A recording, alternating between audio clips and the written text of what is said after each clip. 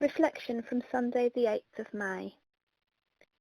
We all take things and sometimes people for granted.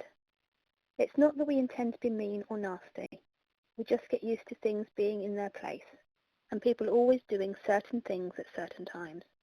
For example, you'll usually find Bev doing the flower arrangements on a Friday in church.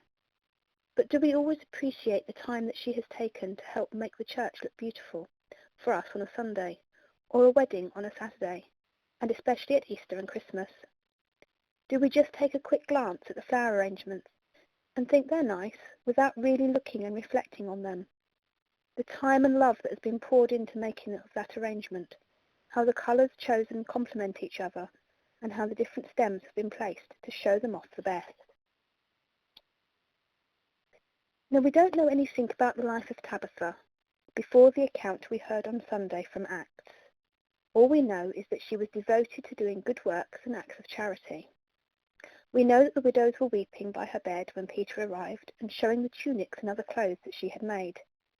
We don't know about how she interacted with people around her on a daily basis. We don't know if people took her for granted until she wasn't there anymore to provide them with the tunics and the other clothes. Were they weeping for the loss of her, or were they weeping for the loss of what she could provide them? Did they realise that it was too late, that they had appreciated her and they were going to miss her? As we know, she was raised from her sleep, and we can only hope that the experience of losing her helped them to change the way they dealt with each other. Now, the similar could be said of the disciples and the people who met Jesus.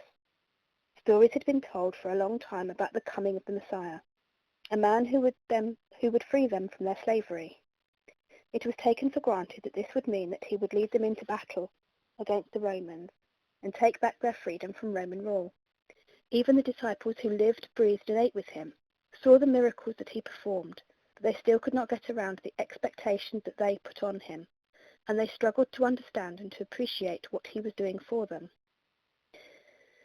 As we now know, with our advantage of hindsight, Jesus did not come to free the Jewish people from the Romans. He came to free them from themselves. Because of that fact, they were unable to recognize him as the Messiah. They were blinkered by their expectations.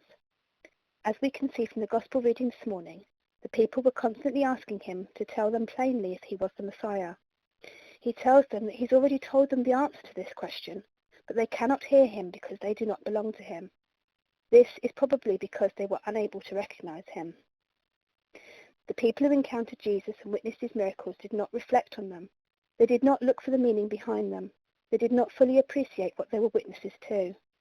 It is possible that they took for granted the fact that he would always be among them, to put things right, to perform miracles and to tell the stories that they enjoyed but did not fully understand. It wasn't until after his death that they started to understand what they had lost.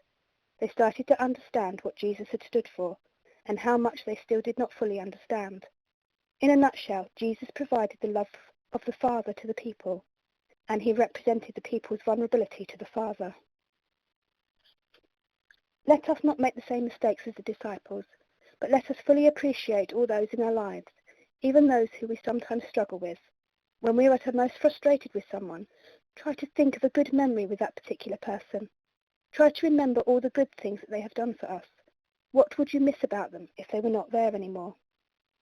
Try to take the time to notice the mundane things in our lives this week, the things and the people that make our lives easier, but that we don't fully appreciate.